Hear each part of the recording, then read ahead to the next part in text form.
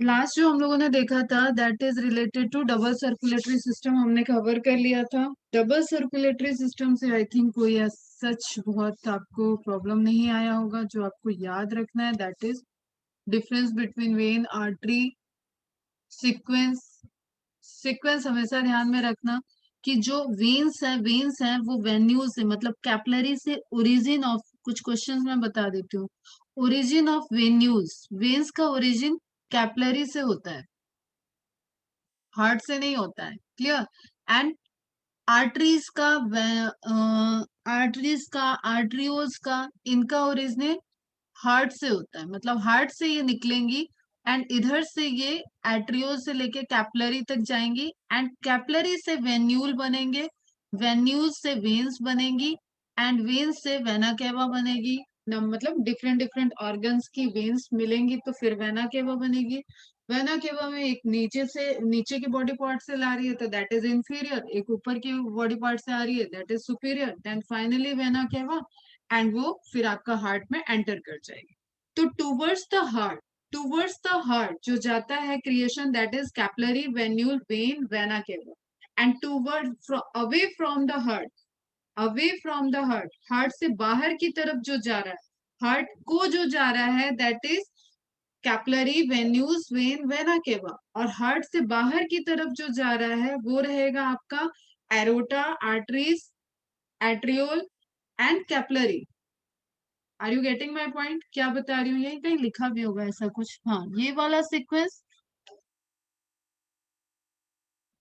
Away heart, heart से बाहर blood को ला रहा है। ये वाला sequence towards the heart.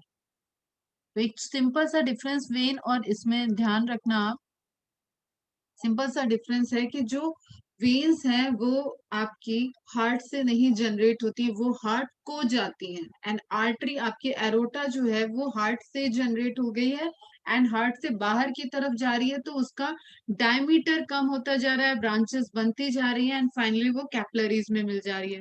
Then वही कैपिलरीज, कैपिलरीज के बाद वो क्योंकि डीऑक्सीजनेटेड है, नथिंग लाइक, डिफरेंस कुछ नहीं है उनमें, ब्लड का डिफरेंस है और स्ट्रक्चर का थोड़ा सा डिफरेंस है।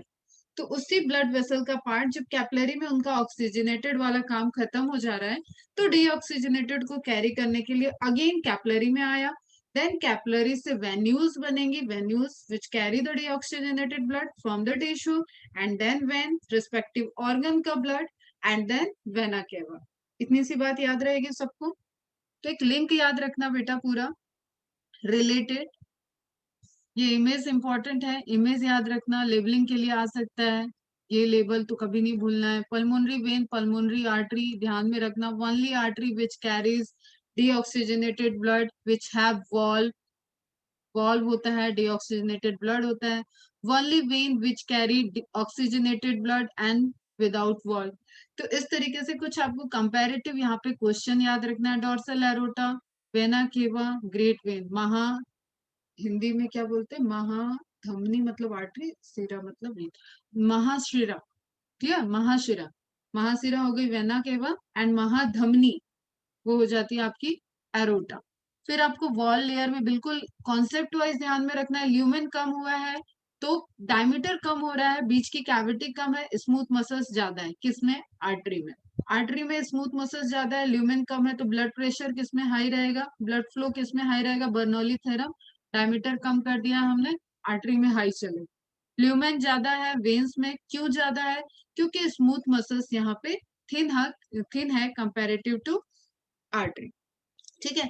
एंड कैपिलरी में सिंगल स्क्वेमस एपिथेलियम जो आप बोलते हो उसी तरीके के एंडोथेलियम की लेयर है। और ये आपने कई बार मुझसे सुन लिया है, जब हम गैसेस डिफ्यूजन पढ़े ब्रीदिंग में तब भी आया था, और यहाँ पे भी जब आप न्यूट्रिएंट को डिफ्यूज करा रहे हो, न्यूट्रिएंट को एब्सॉर्ब करा रहे हो, ट्रांसपोर्ट करा रहे हो, लिम्फ का फॉर्मेशन कर रहे हो, एवरीवेयर जहां पे डिफ्यूजन हो सकता है वो सभी कैपिलरीज हैं, ये गांठ मान लो, कोई गलती नहीं करना है। सिर्फ फ्लो चल रहा है, अंदर ट्यूब के अंदर चीजें बह रही हैं, that is blood vessels, large blood vessels. उसमें आपकी वेन, वेन्यूल्स आ सकती हैं, आर्टरी, आर्ट्रियोल्स आ सकती है, वेना केवा, एरोटा आ सकता है। Are you getting my point? लेकिन उनसे ब्लड बाहर नहीं आएगा, उनसे फ्लूइड बाहर नहीं आएगा जब तक उनको कट लग के या कोई उनको ब्लीडिंग वाली एक्टिविटी, ब्लड क्लॉटिंग वगैरह नहीं करना है, तब तक वो वहां से बाहर नहीं आता। लेकिन प्रोसेस के थ्रू डिफ्यूजन हो रहा है। एक क्या हो गया, ट्रेवल कर रहा है, एक ट्रेवल कर गया, ट्रांसपोर्ट कर रहा है, एंड एक ट्यूब के अंदर ट्रेवल एंड ट्रांसपोर्टेशन है, एक ट्यूब के बाहर आ जा रहा है। You can say it also transport and travel, but ये जो है ये डिफ्यूजन, ठीक है, सिंपली उस नेचुरली आ रहा है बाहर, ट्यूब को बाहर आ जा रहा है। ये फंक्शन सिर्फ और सिर्फ कैपिलरी से हो सकता है, इसलिए ये क्वेश्चन कभी आपकी गलत नहीं होनी चाहिए। ये सिंगल स्क्वैमस लेयर की होगी, और यहाँ से exchange between the tissue and blood, मतलब cellular tissue and blood liquid tissue के बीच में ट्रांसपोर्टेशन की चेन मेंटेन रहे। Is it clear? सब पढ़ा हुआ है पहले का भी, मैंने एक रिकॉल कराया है यहाँ पे, जो आपको ध्यान में रखना है कॉन्सेप्ट वाइज। बेटा ये बहुत प्यारे प्यारे कॉन्सेप्ट है, इनमें क्या गलतियां करना, ठीक है। फिर बार बार जो आता रहता है hepatic portal system, hepatic portal vein, वो याद रखना है। हिपैटिक में इसलिए दो वेन होती हैं, एक हिपैटिक की अपनी वेन, वो बाहर ला रही है हिपैटिक से, हिपैटिक में जाने वाला एक हार्ट से सप्लाई लेके आएगा तो हिपैटिक आर्टरी हो जाएगा। हिपैटिक लोब्यूल याद हो तो उसमें हमने सब बताया था, हिपैटिक आर्टरी हो जाएगा। और एक हिपैटिक पोर्टल वेन है, जो कि आपको गैस्ट्रो इंटेस्टाइनल गैस्ट्रो मतलब एलिमेंट्री कैनाल से, गैस्ट्रो इंटेस्टाइनल ट्रैक से, जीआईटी से ब्लड को लेके आ रहा है। बट आपको स्पेसिफिकली पूछेगा, स्मॉल इंटेस्टाइन पूछेगा, इंटेस्टाइन बोलेगा तो yes that is more appropriate. आ सब जगह से रहा है, यू कैन सी, यहाँ से आप देख रहे हो, यहाँ से इसमें वेन जुड़ रही है, यहाँ से इसमें वेन जुड़ रही है, ऊपर से इसमें वेन जुड़ रही है, लीवर की खुद की वेन है यहाँ पे, किडनी से, किडनी को तो आएगा ब्लड। इस तरीके से आप देख रहे हो डिफरेंट इंटेस्टाइन से, इतने ये इंटेस्टाइन से इसमें ब्लड जा रहा है। तो यू कैन सी कि यहाँ पे बहुत सारी मेजेंट्रिक वेन्स होती हैं, जो कि लोअर पोर्शन एलिमेंट्री कैनाल से लेके आती हैं ब्लड को, before transported to the heart and lungs. उससे पहले ये लीवर में ले जाएंगी, और सिंपल सा प्रोसेस है, लीवर बड़ा सारा लोड लेता है आपके बॉडी का डिटॉक्स करने में।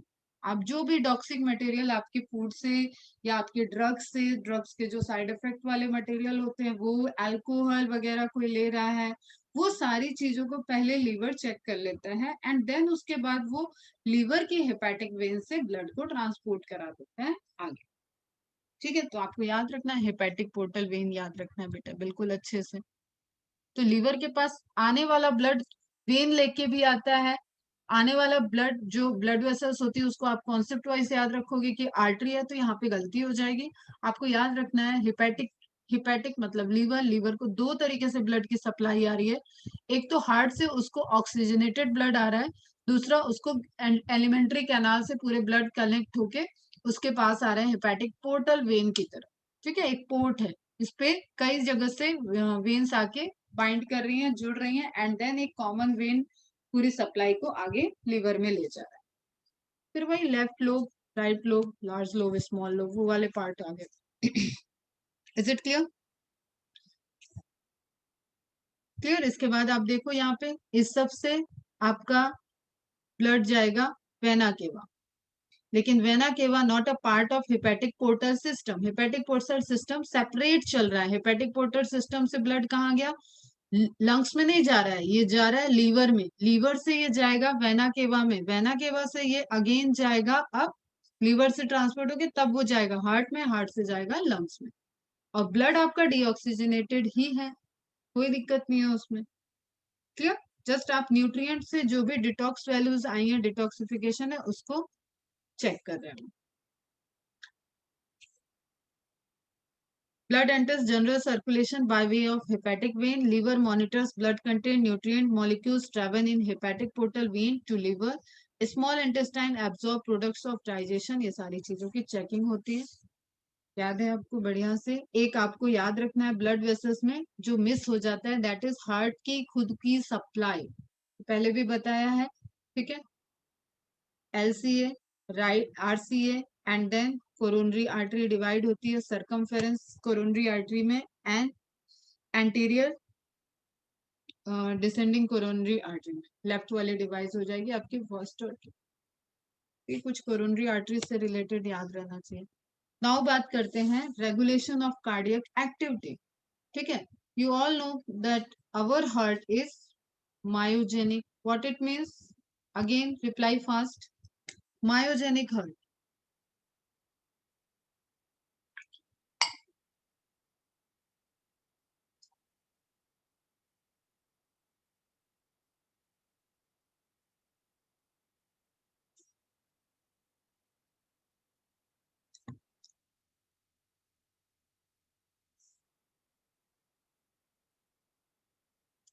Muscles generate impulse. ठीक है, यस बेटा। मतलब जो आपका जेनिक मतलब जेनरेशन है, इम्पल्स की बात हो रही है। न्यूरोजेनिक्स में नर्वस इम्पल्स एंड मायोजेनिक में मस्कुलर इम्पल्स। तो हमें जो एसए नोड एबी नोड वाला फिनोमिना है पूरा हमने देखा कि इलेक्ट्रिक इम्पल्स है। वो तो भैया एक सिंपल सी थ्योरी है कि यहाँ पे खुद जनरेट कर ले रहा है हार्ट। उसने बोला है कि ब्रेन, हम तुम्हारे ना सेरेब्रल कॉर्टेक्स को ना हम कहीं पे इस तरीके का कोई लोड देना चाहते हैं कि हम तुम पे डिपेंडेंट हो जाए। क्लियर? तो उसने अपना सप्लाई मेंटेन करना तो उसने खुद क्रिएट कर रखा है, लेकिन बात ये आती है कि कभी कभी ब्रेन को सिग्नल देना पड़ता है कि हार्ट बीट हमें बढ़ाने की नीड है। समझना है कि ब्रेन के हाथ में क्या है, हार्ट वाले पोर्शन का ब्रेन के हाथ में क्या है, कार्डियक आउटपुट बढ़ाने की नीड है। Clear? Heart beat, stroke volume बढ़ाने की नीड है बॉडी को। वो बंदा जिसके अंदर तुम हो वो दौड़ रहा है, तो मैं ब्रीदिंग को बढ़ा रहा हूँ, ब्रीदिंग के साथ ऑक्सीजनेटेड होना है तो ब्लड की सप्लाई भी बढ़ानी होगी, तो मैं हार्ट बीट भी बढ़ानी है। क्लियर? वो बंदा नर्वस है, उसकी हार्ट बीट बढ़ गई है, फिर से आपको बढ़ाना पड़ेगा सब चीज। तो जिस तरीके से you can relate it with the breathing system, जैसे जैसे आपकी ब्रीदिंग बढ़ेगी, ब्रीदिंग का काम ही है ये ऑक्सीजन डिजॉल्व करके पहुंचाना, ऑक्सीजन ही तो ट्रेवल करा रहे हो। और ऑक्सीजन को ट्रेवल करने के लिए बार बार वहां पे हीमोग्लोबिन ऑक्सीजन को बाइंड करेगा। हीमोग्लोबिन है ब्लड के अंदर, आरबीसी के अंदर, आरबीसी है ब्लड के अंदर। तो यू कैन रिलेट इट, अभी समझ में आना चाहिए। इलेक्ट्रिक इम्पल्स जनरेट करने का तो पावर मायोजेनिक हार्ट में मसल्स के पास हो गया, मसल्स के पास पैचेस हैं, कुछ नोडल रीजन है वहां पे है, लेकिन लेकिन फिर भी उसको हाई और लो कराना, इम्पल्स वो जनरेट कर सकता है, लेकिन नंबर ऑफ बीट्स बढ़ाना, नंबर ऑफ बीट्स कम करना, this is under the control of nervous system and endocrine system. कुछ मुझे कोई मुझे सिंपल सा प्रोसेस बता सकता है नर्वस सिस्टम कैसे वर्क करेगा, जैसा मैंने ए बी सी में बता देती हूँ, क्या मैं चाह रही हूँ तुमसे। इस तरीके का मैंने कुछ बता रखा है तुम लोगों को कि नर्वस सिस्टम इस तरीके से वर्क करता है। तो what is A, what is B, what is सी?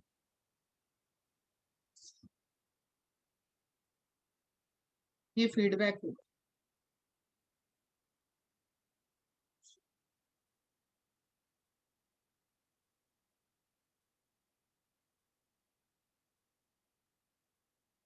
बताओ, रिप्लाई फास्ट करो।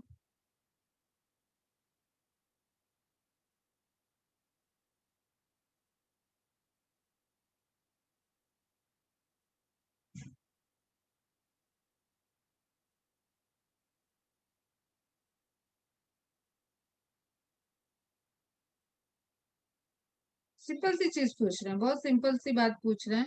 कुछ टर्म्स दिए हुए हैं मैंने कि ये कैसे वर्क करता है, उसमें मैंने प्रोसेस बताया, पूछा है। Very good. Sensor, controller and effector.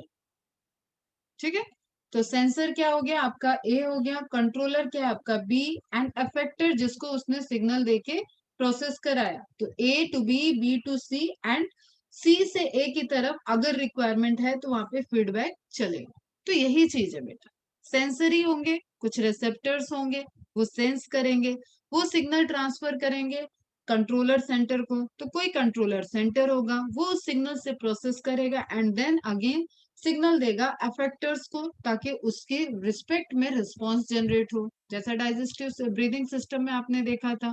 ठीक है, रिबकेज को उठाना, नीचे करना, डायफ्राम को मूव कराना, एवरीथिंग। सेम वे में यहाँ पे भी एक सिस्टम चलेगा। क्लियर? अगेन बातें वही हैं, देखो ये जो ग्रीन वाली चीज है ये आपके सेंसरी होंगे। सेंसरी में क्या आ जाएगा, कुछ रिसेप्टर आएंगे। पैरो रिसेप्टर क्या होते हैं, जो प्रेशर को सेंस करें। यहाँ पे ब्लड है, ब्लड मूव कर रहा है, ब्लड के पास क्या होगा बेटा? Blood pressure. ब्लड प्रेशर किस टाइप का प्रेशर है बताओ तो जरा, which type of pressure is blood pressure?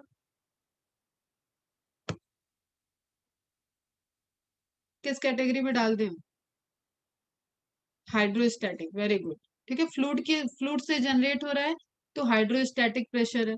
अब ये जहां पे भी मूव कर रहा है वहां पे जो आपकी मेन एरोटा है, कैरोटिड है, इन जगहों पे क्या प्रेजेंट है? बैरो रिसेप्टर्स प्रेजेंट है, जो ब्लड प्रेशर को सेंस कर सकते हैं। कम हो रहा है तो हाई करना है, हाई करने के लिए कॉन्ट्रेक्शन करा दो, ब्लड वेसल्स की साइज को छोटा कराओ और कॉन्ट्रेक्शन कराओ, स्मूथ मसल्स को जाएंगे सिग्नल, कॉन्ट्रैक्ट हो गया ब्लड प्रेशर बढ़ जाएगा। क्लियर है? इस तरीके से कुछ सिग्नल्स हैं जो बैरो रिसेप्टर सेंस करेंगे और उसको अगेन मेडुला ऑब्लोंगेटा आपका आएगा, जहां पे सेंटर होगा वहां पे ये प्रोसेस होगा। देन इसका दो तरीके से कंट्रोल हो सकता है, पैरासिम्पैथेटिक, सिंपैथेटिक। दोनों पार्ट किसके हैं? ऑटोनॉमिक नर्वस सिस्टम के। पढ़ेंगे ये सब नर्वस सिस्टम में डिटेल में इस तरीके से। और एक आपका आ जाता है एड्रेनल। एड्रेनल ग्लैंड से नेफ्रीन, एड्रेनिन नेफ्रीन सुना होगा तुम लोगों ने, हार्मोन सीक्रेट होते हैं। तो हमें यहाँ पे क्या क्या देखना है बेटा? एक तो नर्वस कंट्रोल, दूसरा हार्मोनल, और you can say endocrine control. तो देख लेते हैं इन दोनों को फटाफट। एंडोक्राइन कंट्रोल, ठीक है, कंट्रोल क्या कर रहा है इतना आई थिंक क्लियर है सबको। ठीक है, चलो आगे बढ़ते हैं। पहले एनसीईआरटी देखते हैं, एनसीईआरटी क्या कह रही है। Normal activities of the heart are regulated intrinsically, मतलब internally, that is auto regulated by specialised muscles, nodal tissue, hence the heart is called myogenic. पूरा सेंटेंस है, एमसीक्यू है, सेंटेंस वाइज बन सकता है, डायरेक्ट आपको पूछ सकता है कुछ नोडल नोडल टिश्यू के बारे में, तो आप इसको मार्क कर लो। Clear? A special neural center in medulla oblongata. Again, this is your MCQ. Neural centre brain में कहाँ प्रेजेंट है? Medulla oblongata. कैन मॉडरेट, किस चीज के लिए क्या कर रहा है? कार्डियक फंक्शन को मॉडरेट करने के लिए। देखो, मॉडरेट करना प्राइमरीली रेगुलेटेड बाय इंट्रिंसिकली, मतलब उसके खुद के मस्कुलर नोडल टिश्यू से रेगुलेट हो रहा है, लेकिन मॉडरेट करना मतलब कंट्रोल करना, उसको रेगुलेट करना, कम करना, ज्यादा करना, that is done by the medulla oblongata which have the cardiac centre. ठीक है, cardiac function through autonomic nervous system, ANS के through, neural signals through the sympathetic nerves, parts of ANS, and sympathetic parasympathetic दोनों ही ANS के part होते हैं। Can increase the heart beat, increase करेगा heart beat, strength of ventricular contraction and thereby the cardiac output. क्या कर रहा है? सिंपैथेटिक नर्वस सिस्टम, ठीक है, आपको कुछ फील हो रहा है, आप दौड़ रहे हो, कर रहे हो, इस तरीके का कोई नर्वस सिस्टम जो सिग्नल्स दे रहा है, उससे क्या हुआ? इंक्रीज करेगा हार्ट बीट को। ठीक है, उससे क्या होगा? वेंट्रिकुलर कॉन्ट्रैक्शन बढ़ेगा, ऑब्वियसली हार्ट बीट बढ़ाना है मतलब वेंट्रिकुलर कॉन्ट्रैक्शन बढ़ रहा है, and as a resultant cardiac output बढ़ेगा। व्हाट इज कार्डियक आउटपुट बेटा? What is the formula of cardiac output?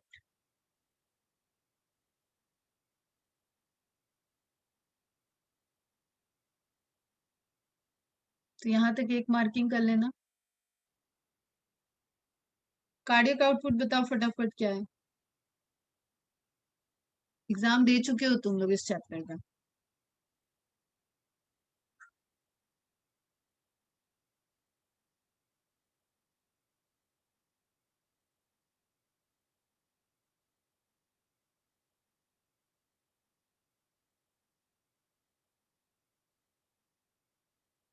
आ जाना चाहिए अब तक रिप्लाई।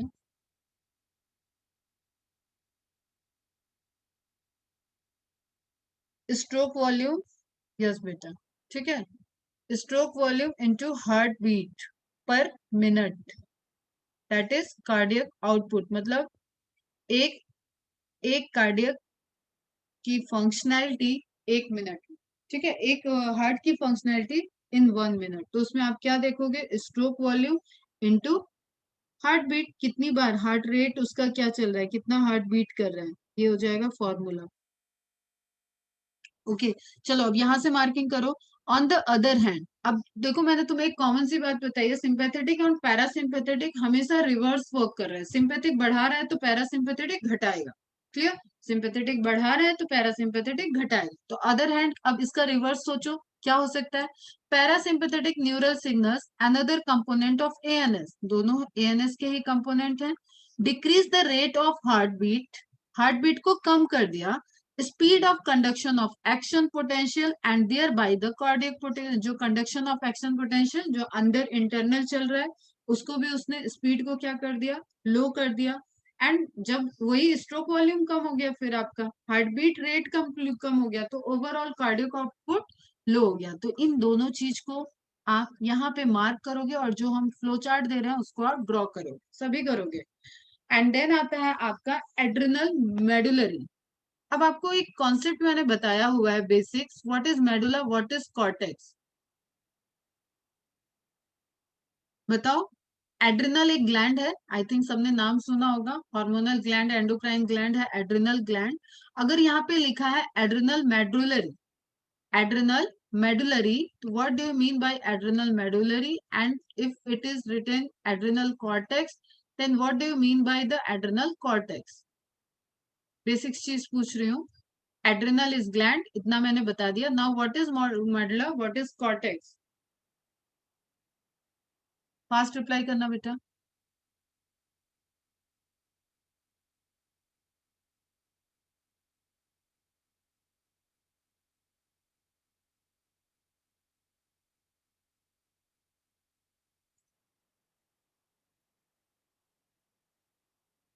चलो, इतना टाइम लग रहा है मतलब याद नहीं आ रहा है।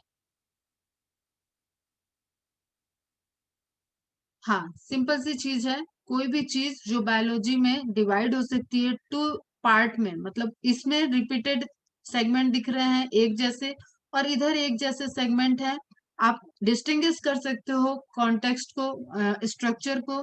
तो there is surrounding is cortex and centre is medulla, pith पढ़ाते वक्त भी पढ़ाया हुआ है, ठीक है? प्लांट पढ़ते वक्त भी पढ़े हो, कई जगह आया है, अभी और कई जगह आएगा। सेरेब्रल कॉर्टेक्स आएगा, सेरेब्रल मेडुला आएगा, किडनी में रीनल कॉर्टेक्स, रीनल मेडुला आएगा। दैट इज बेसिक टर्मिनोलॉजी, ध्यान रखा करो हमेशा। तो एड्रेनल मेडुलरी मतलब एड्रेनल ग्लैंड के सेंटर वाले रीजन से जो हार्मोन सिक्रेट होते हैं, increase they can increase the cardiac output. और वही हार्मोन यहाँ पे एनसीईआरटी के अकॉर्डिंग आपको ध्यान में रखना है, ये बात कर रहा है एपिनेफ्रिन एंड नॉर एपिनेफ्रिन का, ठीक है? तो ये हो गई एनसीईआरटी, आपकी मार्क हो जानी चाहिए।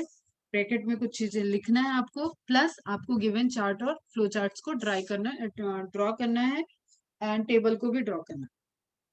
तो बात करते हैं अभी यहाँ पे activity of sympathetic nerves to heart.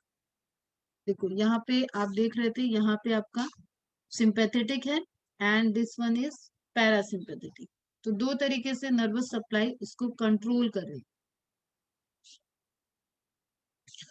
कैसे कर रही है देखो, nerves to heart, increase activity of sympathetic nerves to heart, क्या अफेक्ट कर रही है? वेंट्रिकुलर मायोकार्डियम को एक्टिव कर रही है, ठीक है? स्ट्रोक वॉल्यूम को बढ़ा रही है, स्ट्रोक वॉल्यूम बढ़ा तो आपका कार्डियक आउटपुट बढ़ गया। रिवर्स में क्या हो रहा है, ये किस पे वर्क कर सकती है? एक तो मायोकार्डियम को जा रहा है, दूसरा heart of heart, brain of heart, ऐसे नोड को दे रही है, वहां पे इंपल्स जनरेट कराया, उससे हार्ट रेट बढ़ा, मतलब हार्ट बीट के नंबर बढ़ गए, क्लियर? एंड कार्डियक आउटपुट बढ़ गया। तो दोनों प्रोसेस से ये हो रहा है, ठीक है? Activity of parasympathetic nerve to heart, अब ये देखो ये यहाँ पे डिक्रीज का दिया हुआ है, मतलब ये बढ़ रहा है तो ये घट रहा है, क्लियर? ये भी घट रहा होता तो ये कार्डियक आउटपुट को कम कर रहा होता। अगर कार्डियक आउटपुट आपको बढ़ाना ही है तो पैरासिम्पैथेटिक नर्व्स की एक्टिविटी स्लो डाउन करो, हाई करना है किसको? सिंपैथेटिक नर्व की एक्टिविटी हाई करना है। ऐसे नोड को सिग्नल किया, हार्ट रेट को बढ़ा दिया, एंड कार्डियक आउटपुट बढ़ रहा है, क्लियर? रिवर्स करना होगा तो activity of parasympathetic nerves becomes high, ऐसे नोड को सिग्नल जाएगा, हार्ट रेट को कम करना है, जो आपको यहाँ पे लिख लेना, आप हार्ट रेट कम हो जाएगा, और हार्ट रेट कम हुआ तो रिजल्टेंट हार्ट बीट के काउंट कम हो गए तो कार्डियक आउटपुट आपका कम हो जाएगा, ठीक है? Decreases, is it clear? Confuse तो नहीं हुए?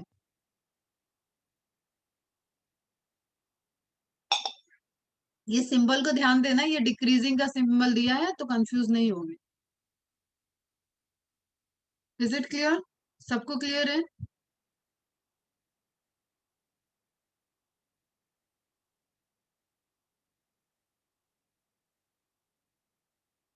एक्चुअली डिक्रीज होगी बेटा, एक बढ़ता है तो एक घटता है। ठीक है, मतलब इस वक्त जब ये वर्क कर रहा होगा तो ये कम रहेगा, जब ये हाई होगा तो ये कम होगा। दोनों नर्व्स हैं, दोनों के सिग्नल्स आ रहे हैं और दोनों कंट्रोल कर रहे हैं बेटा।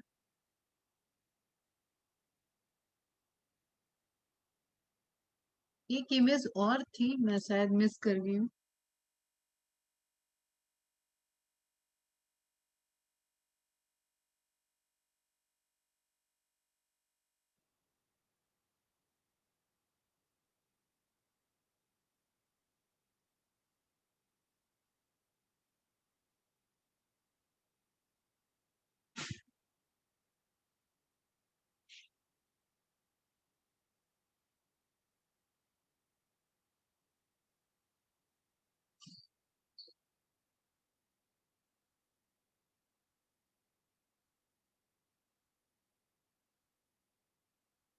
एक इमेज में मिस कर गई हूँ, रुको अभी मैं लगाती हूँ तो फिर उससे और आपको क्लियर हो जाएगा। क्योंकि अगेन इसमें दो नर्व्स जो क्रेनियल नर्व्स इन्वॉल्व हो रही हैं वो भी आपको ध्यान से नाम रखना है, ध्यान होगा बेटा। वही है, क्रेनियल नर्व 9 और 10, ग्रेसोफेरेंजियल एंड वेगस नर्व, उनका ही रोल होगा यहाँ पे।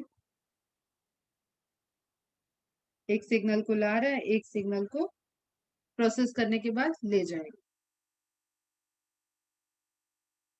चलो तब तक ये सुनते हुए रहो। केमिकल रेगुलेशन ऑफ हार्ट, मतलब कौन सा सिस्टम आ गया बेटा?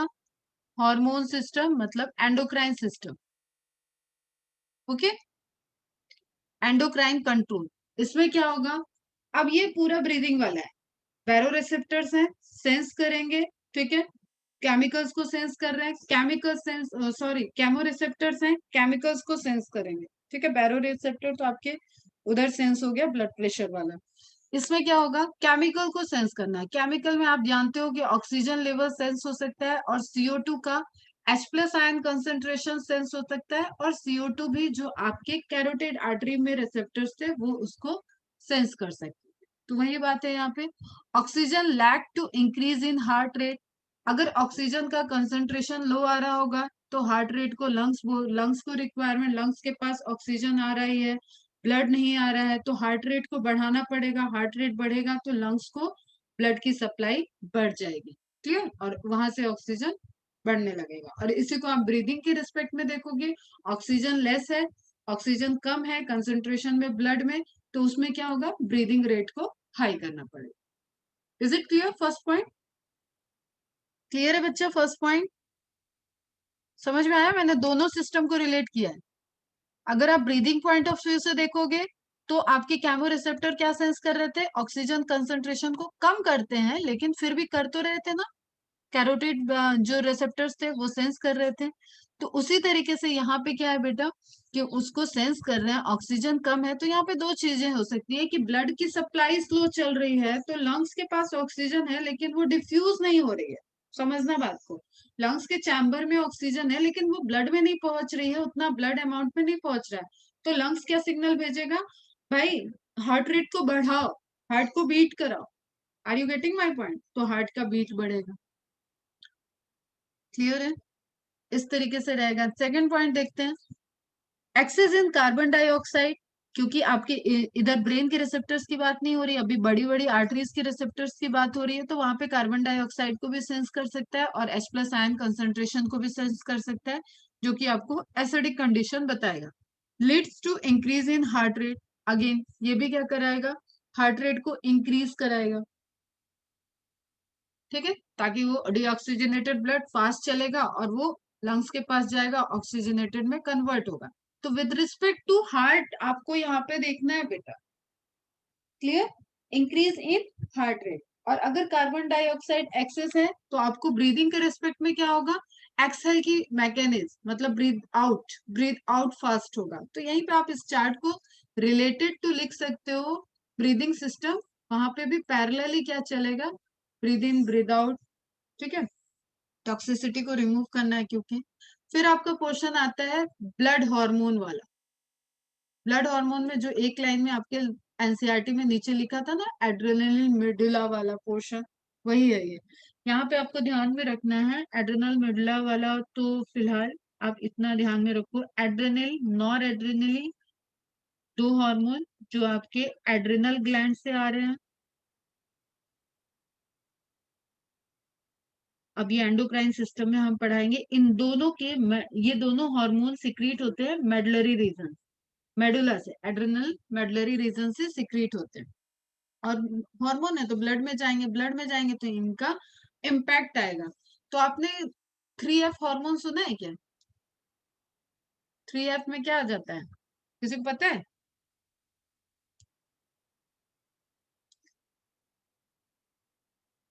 3F हार्मोन सुना है किसी ने?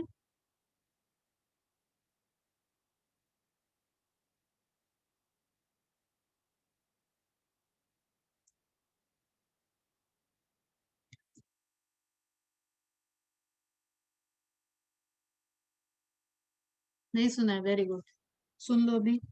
Fear, flight and fight, note down कर लो, वैसे पढ़ेंगे एंडोक्राइन में, बट अभी आ गया इसलिए नोट डाउन कर लो।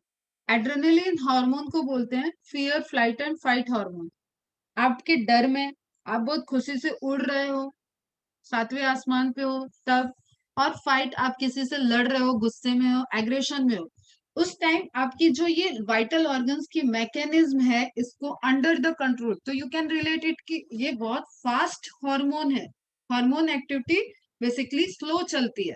लेकिन आप फियर, फ्लाइट और फाइट कंडीशन में हो, आप डर रहे हो, आपकी बीट बढ़ गई है, means everything you can relate, ठीक है, हर चीज यहाँ पे बढ़ती है।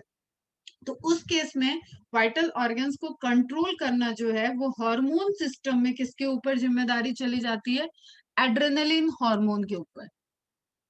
ओके, दैट्स वाई इसको क्या बोलते हैं? 3F hormone. नोट कर लेना यहीं पे, फिर पढ़ेंगे इसके बारे में। 3F hormone. F1 is fear, मतलब किसी को भी आगे पीछे कर सकते हो, बोलने में ऐसे ही बोलते हैं, फियर, फ्लाइट एंड फाइट, ठीक है, डर में, खुशी में और झगड़े के टाइम, गुस्से में। तो adrenal leads to increase in heart rate. अब आप सोचो जब ये कंडीशन आएगी, आप अपना कई बार आए होगे इस कंडीशन में, now relate your self, relate करो कि ऐसी कंडीशन में तुम्हारी हार्ट रेट बढ़ती थी या घटती है? बढ़ती है ऑब्वियसली, ठीक है। Non adrenaline leads to decrease in heart rate. अब जैसे अभी मैंने बताया ना, पैरासिम्पेथेटिक एंड सिंपैथेटिक दोनों अपोजिट चलते हैं, वैसे ही आपके एनसीईआरटी में तो लिख दिया है कि एड्रेनलिन मेडुलर कंट्रोल करता है, हार्ट रेट बढ़ाता है, इसलिए आप वहां पे ये मार्क कर लेना। और एज पर ऑप्शन आपको इसको जाना पड़ेगा। ऑप्शन में अगर पूछ रहा है एड्रेनलिन, एड्रेनल मेडुलरी हार्मोन, और वहां पे आपको पूछा हार्ट रेट बढ़ाएगा, तो then go for that, NCERT follow करना, मार्क कर लो ये इंफॉर्मेशन। बट अगर नॉर एड्रेनलिन के रिस्पेक्ट में पूछा है, ऑप्शन में नॉर एड्रेनलिन है और रिस्पेक्ट में पूछा हुआ है कि हार्ट रेट बढ़ेगा या घटेगा, तो नॉर एड्रेनलिन को जाना है कि वो डिक्रीज करता है हार्ट रेट को, सेम एज जैसे अभी मैंने पैरासिम्पेथेटिक और सिंपैथेटिक का कनेक्शन बताया।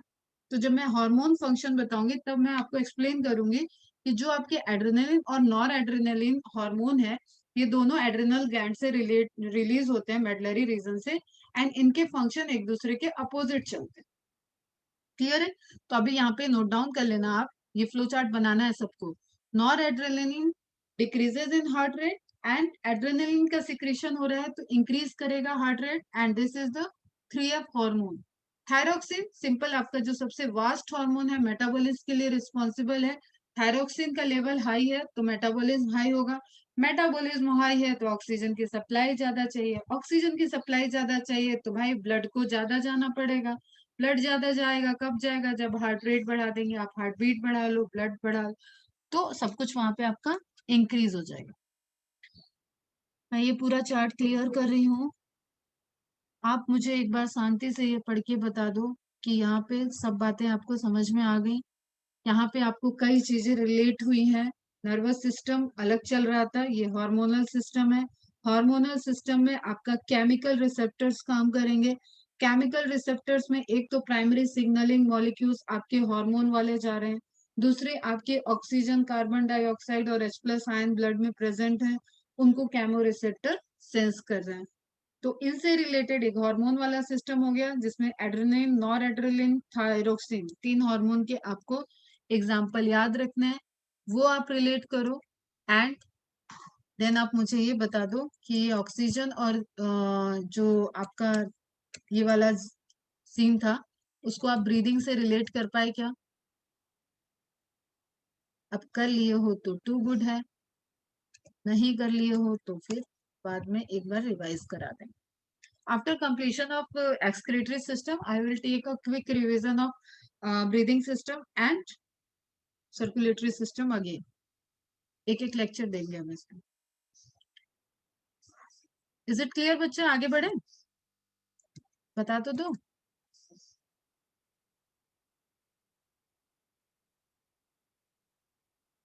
ठीक है, अभी आपको स्क्रीन कहाँ गई? ये फ्लो चार्ट दिख रहा है ना, कि एक इमेज मैंने और ऐड कर दिया जिसमें आपको ध्यान रखना है क्या बेटा, फिर ना एक बार जब हम नर्वस सिस्टम पढ़ाएंगे ना तो हम आपको सारा रेगुलेटरी सिस्टम फिर से बताएंगे, सब रिलेट करते हुए हम लोग पढ़ेंगे। जब मेडुला पढ़ेंगे तो मेडुला के पास क्या क्या सेंटर है ये तो आएगा ही ना, कि रेस्पिरेटरी रिदम सेंटर है, क्लियर, कार्डियोवेस्कुलर सेंटर है, तो ये सब वापस आएगा आपका। बट अभी आप एकदम इमेजिनेशन में आपके होना चाहिए कि हाँ ब्रेन कंट्रोल कर रहा है, तो ब्रेन के पास मेडुला ऑब्लोंगेटा में कार्डियोवेस्कुलर सेंटर है, जिसमें ग्लासोफेरिंजियल नर्व, पहले भी नाम आ चुका है, डाइजेस्टिव सिस्टम आपका यहाँ पे ब्रीदिंग सिस्टम में। क्रेनियल नर्व 9 है, 9 क्रेनियल नर्व सिग्नल को लेके आ रही है। 10th cranial nerve vagus nerve है, सिग्नल लेके भी आती है, सिग्नल लेके भी जा रही है, बहुत काम कर रही है ये अपने पूरे लोअर बॉडी पार्ट का। तो वेगस नर्व 10th वाला है, पैरासिम्पैथेटिक कर रही है एंड इट कंट्रोल्स। ठीक है बच्चा, फिर हम इसके सिग्नलिंग के बारे में बाद में बताएंगे। अब यहाँ पे आप बस एक चीज रिलेट करो, देखो ये कंट्रोल किसको कर रही है? Brain controls brain of heart. Okay, brain controls brain of heart, SA node को, एवी नोड को, जहां जहां आपके इलेक्ट्रिक इंपल्स मेजर जनरेट हो रहे थे उन जगहों पे आप देखो सप्लाई मेंटेन है। क्लियर है? एक और इसका सिस्टम होता है, एक तो डायरेक्ट है, टूवर्ड्स द स्पाइनल कॉर्ड है, ये सब हम लोग जब नर्वस सिस्टम पूरा क्लियर हो जाएगा तब देखेंगे। ठीक है, डायरेक्टली भी कंट्रोल कर रहा है और टूवर्ड्स द स्पाइनल कॉर्ड भी जा रहा है, स्पाइनल कॉर्ड के थ्रू पेरिफेरल में जा रहा है, तो ये सब पढ़ेंगे अपन बाद। ठीक है, तो कहाँ कहाँ जा रहा है फिर से एक बार देख लो, नोड को जाएगा और मायोकार्डियम लेयर को भी जाएगा, तो ये याद रखना, नोड को भी जाएगा एंड जो आपकी मायोकार्डियम लेयर है उसको भी जाएगा। Is it clear? ठीक है, आगे बढ़े। कंट्रोल इज कंप्लीट, कंप्लीट हो गया है, रेगुलेशन कंप्लीट है। Now last question is disorder. Disorder को देख लेते हैं, डिसऑर्डर क्या कहता है? डिसऑर्डर मतलब नॉर्मल से वेरिएशंस हो गए तो डिसऑर्डर हो गए। क्या दिख रहा है आपको स्क्रीन पे? ब्लड प्रेशर की मशीन, क्या बोलते हैं ब्लड प्रेशर की लेने वाली मशीन को? स्फिग्मोमेनोमीटर। ठीक है, with the help of stethoscope, sphygmomanometer stethoscope दोनों भी यूज हो सकते हैं, डिपेंड्स कि अब कौन सा स्फिग्मोमेनोमीटर यूज हो रहा है। एक नॉर्मल आपने देखा होगा कि इसको आ, चलो मैं इमेज दिखा के बात करती हूँ। इंस्ट्रूमेंट तो सब पहचान रहे होगे आई थिंक। सबसे पहला जो टॉपिक लेंगे अपन डिसऑर्डर में वो रहेगा ब्लड प्रेशर। इंस्ट्रूमेंट सबको समझ में आ रहा है? इंस्ट्रूमेंट है, ठीक है, कॉन्सेप्ट समझना है, ब्लड फ्लो हो रहा है विद द प्रेशर, एक हाइड्रोस्टैटिक प्रेशर के साथ वो फ्लो हो रहा है, उसी प्रेशर को कुछ मेजर करके और आपकी जो टिक्रम चल रही थी हार्ट के अंदर सिस्टोल और डायस्टोल, उसी लिमिट को यहाँ पे मेजर करते हैं, systolic pressure and diastolic pressure, range of blood pressure आ जाता है लोअर एंड हाई। तो कभी भी सुने होगे तो इस तरीके से बताया ब्लड प्रेशर कितना आ रहा है, तो दो रीडिंग बताते हैं। ठीक है, 70/110, इट मीन्स कि एक उन्होंने डायस्टोलिक बताया, एक उन्होंने सिस्टोलिक बताया। क्लियर बच्चा? तो जैसे इस स्क्रीन पे भी आपको दिख रहा है, यहाँ पे ब्लड प्रेशर की रेंज दिख रही है, एक पल्स दिख रहा है एंड देन दो रीडिंग दिख रही है, तो एक सिस्टोलिक आ जाती है, एक डायस्टोलिक आ जाती है।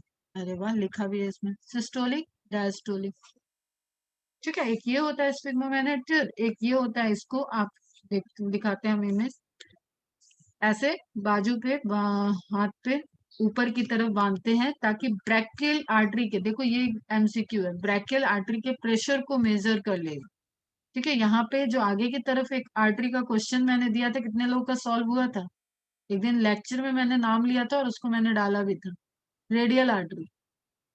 ठीक है, जिससे आप पल्स सेंस करते हो, और जो सुसाइड केस में कट करते हैं वो भी रेडियल आर्टरी होती है। वेन को कट किया तो बचने के चांसेस है, रेडियल आर्टरी आर्टरी कट है तो ब्लड लॉस ज्यादा होगा और उसमें बचने के चांसेस कम रहते हैं। ठीक है, तो ब्रैकियल आर्टरी, अब यू कैन रिलेट इट, किस तरीके से बांधते हैं, एक पूरा उसका यूनिट जो है उसको आप रैप अप करते हो टुवर्ड्स द आर्म जो है आपका, वहां पे रैप करते हो उसको, इतना प्रेशर, उसके बाद ये प्रेशर पंपिंग एक रबर कफ होता है, इससे इसको बार बार पुश करते हैं, तो यहाँ पे इस एरिया में एयर आ जाता है। ठीक है, इसके अंदर पूरा एयर आ जाता है और वो एक प्रेशर लगा देता है जिससे वहां पे ब्लड फ्लो रुक जाए। अब ध्यान से देखो, ब्लड फ्लो रुक जाए, तो यहाँ पे ब्लड फ्लो रुका हुआ है। ठीक है, ये मरकरी वाले का एग्जांपल दिया हुआ है, तो मरकरी की रीडिंग आएगी, जैसे जैसे आप प्रेशर देते हो ऐसे ऐसे ऐसे बढ़ता हुआ जाता है। आप कभी किसी का ब्लड प्रेशर लेते हुए देखना तो रीड करना। ठीक है, तो लेवल बढ़ता हुआ जाएगा, एंड ये कौन सी आर्टरी है? Brachial artery. और जैसे ही आप इसको यहाँ से एयर को रिलीज करोगे, एयर रिलीज होने से इसमें ब्लड फ्लो आएगा, और जैसे ही ब्लड फ्लो आएगा एक आवाज आएगी जो आपके सिस्टोलिक आवाज से रिलेटेड है। किस लेवल पे वो आवाज आती है? That is the higher limit. ठीक है, नॉर्मल रेंज में वो 120 होती है, और अभी के रेंज में क्योंकि लोगों का हाइपरटेंशन बढ़ चुका है इसलिए ये नॉर्मल रेंज 140 हो चुकी है, पहले ये 120 होती थी। तो पहले 140 डिग्री, सॉरी डिग्री बोल रहे, 140 प्रेशर आ रहा है तो उसको हम लोग हाई ब्लड प्रेशर में मेंशन करते थे, but now it is normal range, 90 to 140 is normal range. पहले ये हाई बीपी में आता था क्योंकि अब पॉपुलेशन शिफ्ट हो रहा है, दिस इज लाइक इवोल्यूशन, छोटा सा इवोल्यूशन हो गया है कि पहले जो चीज डिजीज थी वो इतनी कॉमन हो गई कि उसको नॉर्मल कर दिया गया। Are you getting my point? तो 140 इज नो नॉर्मल रीडिंग। तो 140 पे आपको एक आवाज आएगी तेज जो कि ब्लड फ्लो को दिखाएगी, और वही प्रेशर होता है higher limit of systolic pressure, उसी को बोलते हैं high blood pressure limit. Clear?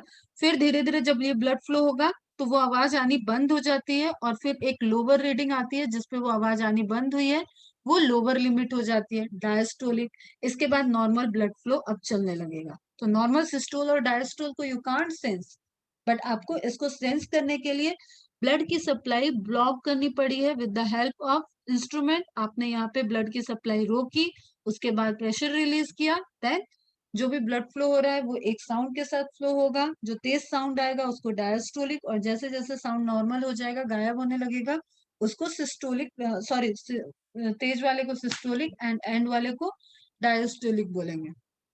I think इतनी बात क्लियर हो गई, नहीं हुई तो अभी दोबारा देखते हैं। तो आप पहले तो एनसीईआरटी मार्क कर लो। High blood pressure is hypertension. Clear? Hypertension is the term for blood pressure that is higher than normal. Normal limit 120 to 80. In this measurement, 120 mmHg millimeter of mercury pressure is the systolic. ये question है, ये सब question है बेटा।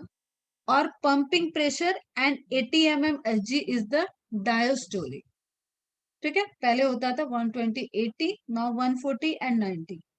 और resting pressure सब rest पे चला गया, ब्लड की सप्लाई नॉर्मल हो गई, तो that is resting. If repeated check of blood pressure of an individual is 140 to 90 और हायर, इट शोज हाइपरटेंशन।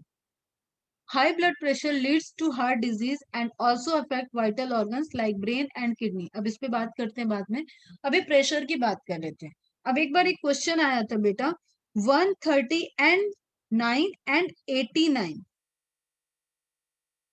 ठीक है, नॉर्मल ब्लड प्रेशर की रेंज बतानी। अब यहाँ पे ध्यान रखना, इफ रिपीटेड टर्म दिया है, रिपीटेड चेक, कभी भी कोई जो अच्छे डॉक्टर होते हैं ना वो ऐसे नहीं बोल देते कि आप ब्लड प्रेशर के मरीज हो। ब्लड प्रेशर का मरीज होना मतलब आपकी पूरी 24 आवर की आवर की जो एक्टिविटी चल रही है, पूरी आपकी डे साइकिल चल रही है, उस साइकिल में आपका कंटिन्यूअस ब्लड प्रेशर, ठीक है, कंटिन्यूअस ब्लड प्रेशर हायर बना हुआ है क्या, या किसी कंडीशनल सिचुएशनल की वजह से वो ब्लड प्रेशर हाई आ रहा है। जैसे जस्ट सपोज मैं अपना एक केस बताती हूँ। मैं जब डिलीवरी के लिए जा रही थी, मुझे पता था मेरा कॉम्प्लिकेटेड केस है, ठीक है, और डॉक्टर ने सजेस्ट भी किया था कि नॉर्मल रहना, टेंशन नहीं लेना, कल ऑपरेशन होगा, ये वो सब डिसाइडेड था। तो भी मैं जाते जाते ऑन द वे मैं बहुत ज्यादा हाइपर टेंशन में हो गई, इतना हाइपर टेंशन कि मेरा बीपी फ्लक्चुएट किया, बहुत हाई लेवल एकदम 180 तक चला गया, वॉमिटिंग होने लगी रास्ते में। और जब मैं वहां पहुंची तो पहले वो मेरा क्या ही ऑपरेट करेंगे। कोई भी कंडीशन के लिए आप कोई भी ट्रीटमेंट कर रहे हो, सबसे पहली चीज होती है बॉडी में फ्लूइड का लेवल और बीपी को नॉर्मल करना, अदरवाइज कोई भी ऑपरेशन नहीं हो सकता है, ठीक है, कोई सर्जरी नहीं हो सकती। तो सबसे पहले मुझे सेटल डाउन किया गया कि मेरा बीपी नॉर्मल। अब वो ये इंडिकेट नहीं करता है कि I am patient of hypertension, ठीक है। Hypertension, high blood pressure as a situation होना वो डिफरेंट है। तो जब कोई भी पेशेंट, आप देखो अभी ये मैंने बताया नहीं, नॉर्मल अपने चारों तरफ, तो हर तीन में से एक आप एजेड लोगों को देखोगे, नॉर्मल लोगों को देखोगे, 30+ देखोगे, तो उनको हाइपरटेंशन है। तो वो कैसे आते हैं कि ब्लड प्रेशर के पेशेंट है, मतलब उनका जो 24 आवर का उनको चेक किया जाता है, कुछ उसमें इंस्ट्रूमेंट होते हैं जो उनका 24 आवर लगा दिया गया, और डेली एक्टिव पूरे दिन वो एक्टिविटी को चेक करेगा, एंड उसकी रीडिंग जो जनरेट होती है, रिपीटेड रीडिंग आएगी, then a good doctor decided that you are a patient of hypertension. फिर उसको डेली एक टेबलेट सुबह सुबह उठते हुए, थायराइड की रहती है प्रॉब्लम जिनको, उनको भी सुबह सुबह लेना पड़ता है, एंड ब्लड प्रेशर के भी पेशेंट्स को लेना पड़ता है, क्योंकि अब वो पेशेंट हो गए, उनका ब्लड प्रेशर हायर साइड में ही रहता है, and higher side blood pressure कई तरीके के डैमेज कर सकता है। नॉर्मल तुम ब्लड क्लॉटिंग से रिलेटेड करो तो इंटरनल ब्लड वेसल्स डैमेज होंगी, जितनी तेज ब्लड फ्लो करेगा, ब्लड वेसल डैमेज हुई तो क्लॉट्स बनेंगे, क्लॉट्स बने तो क्लॉट का ब्रेक डाउन होगा, क्लॉट का ब्रेक डाउन हुआ तो वो छोटी आर्टरी की तरफ मूव कर गया, छोटी आर्टरी की तरफ मूव किया तो काम खत्म, हार्ट अटैक आएगा। क्लियर। तो इस तरीके से यू कैन रिलेट कि blood pressure, high blood pressure is not like कि बहुत स्मूथ चीज है, अरे यार नॉर्मली इसका ब्लड प्रेशर हाई, ठीक है, ऐसा नहीं बोल।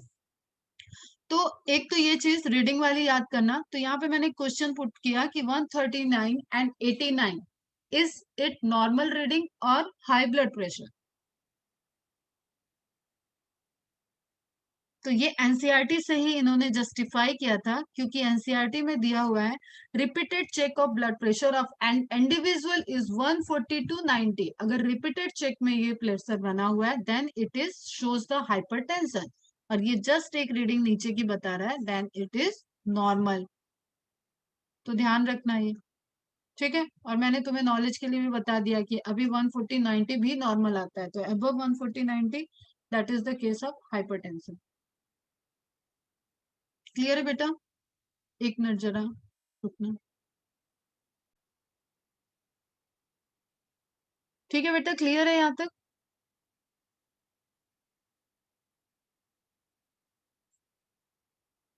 ठीक है, अब देख लेते हैं थोड़ा इसके फैक्ट कुछ अपना एडिशनल। सब रिप्लाई किया करो, इंटरेस्ट से पढ़ो थोड़ा। नियरली 1 in 3, क्या मेडिकल में की प्रिपरेशन कर रहे हो और इसमें इंटरेस्ट नहीं आया तो क्या बात करते हैं। ठीक है, nearly 1 in 3 people has high blood pressure complain. Blood pressure क्या है, अब ये तो छोटी सी बात हो गई। Measurement of force apply to artery walls, जिस फोर्स से ब्लड मूव कर रहा है और प्रेशर अप्लाई भी तो होना चाहिए, तो वही सिस्टम, सिस्टम की वॉल, हर जगह यही कॉन्सेप्ट चलता है। तो वॉल पे लगने वाला प्रेशर क्या हो गया, blood pressure, and it is a kind of hydrostatic pressure category में आ जाएगा। ब्लड है, ये फ्लूइड है। ठीक, ये एक्सप्लेन किया मैंने। यहां से you can note down the arteries name. Brachial artery, clear. Cuff से उसको पंप करके प्रेशर देके ब्रैकियल आर्टरी को क्लोज किया जाता है, देन प्रेशर रिलीज करके ब्रैकियल आर्टरी में फ्लो ऑफ ब्लड रिलीज होता है। फ्लो ऑफ ब्लड जब रिलीज होगा तो इनिशियली वो एक तेज आवाज के साथ आता है, that is higher limit of blood pressure, and जब वो ब्लड एक हिजिंग साउंड में बदल जाता है, धीरे धीरे वो नॉर्मल हो जाता है, दैट इज द लोअर। तो दोनों साउंड को सुनना पड़ता है, तब वो ब्लड प्रेशर डिफाइन करते हैं। और फिर एक ये वाली आपने डिजिटल वाला देख लिया, इसमें तो कुछ भी नहीं करना है, ये लगाए, स्टार्ट किया पूरा, ये प्रेशर से यहाँ पे टाइट कर देगा एंड देन रिलीज किया तो ये खुद ही मेजर करके 180, जैसे इसमें दिया हुआ है higher 118 and lower diastolic pressure 78, तो इस तरीके की रीडिंग आ जाती है उसमें, तो सुनने की भी नीड नहीं है। अब एक कंपैरिजन देख लो, कोलेस्ट्रॉल डिपोजिशन का बहुत सुना होगा।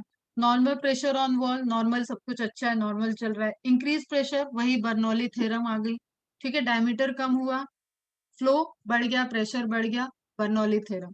बर्नौली थ्योरम यहाँ पे रीजन क्या दिखा रहा है, प्लाक का डिपोजिशन, कोलेस्ट्रॉल डिपोजिशन, क्लियर। तो डैमेज होगी वॉल, वॉल डैमेज हुई तो अब आपका कोएगुलेशन फैक्टर आ जाएगा, सारा ब्लड क्लॉटिंग का कैस्केड बनेगा, ब्लड क्लॉटिंग का कैस्केड बना, ये प्लाक भी बिल्डअप है, इसको रिलीज हुआ तो आगे जाके ये कहीं पे ब्लॉक हो सकता है। तो सिंपली आप ये ब्लड प्रेशर बढ़ाएगा अगर किसी के ब्लड वेसल्स में अननेसेसरी जो कोलेस्ट्रॉल, हेल्दी कोलेस्ट्रॉल की डाइट के लिए बोलते हैं, वो सब यही है, इसी से रिलेटेड, ठीक है। तो हाई ब्लड प्रेशर होगा क्योंकि ये नैरो एंड से मूव कर रहा है, इतना ही ब्लड यहाँ पे कॉन्ट्रैक्ट हो गया, बाहर से तो आपको वो नॉर्मल दिख रही है एंड अंदर वो पूरा एक कॉन्ट्रैक्शन प्लाक डिपॉजिट हो रखा है, ओके। तो अब ये इसकी जो इनर एंडोथेलियल लेयर है ये डैमेज भी होगी, जब जब यहाँ से ब्लड फ्लो करेगा ये बार बार डैमेज करेगा, बार बार डैमेज करेगा, कितना वो हील करेगा, तो इट्स रिलेट्स ये कॉज करेगा यहाँ पे ब्लड क्लॉट का बनना, तो एक से दूसरा, दूसरे से तीसरा एंड फाइनली अगर ये जाएगा तो हार्ट स्ट्रोक आ जाएगा। ग्राफ देख लो बेटा, वही एक्स एक्सिस वाई एक्सिस पे कंपैरेटिव दिया हुआ है, diastolic and systolic. High blood pressure का रेंज ध्यान रखना है, अबव 140 आपको ध्यान रखना है हाई ब्लड प्रेशर, मतलब इसमें भी देखो हाई को कैटेगराइज कर दिया गया ना, प्री हाई हो गया, ये 120 वाले स्केल से है, तो pre high blood pressure.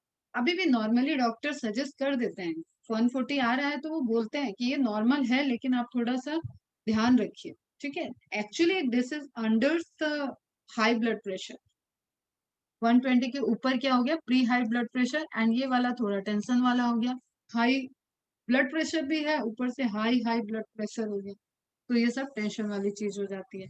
And lower blood pressure भी है, ये भी टेंशन है, मेरे को बेसिकली लो बीपी होता है, फेंट हो जाते हैं, बॉडी एकदम फेंट हो जाती है, तो पहले बहुत होता था अब तो बहुत कम।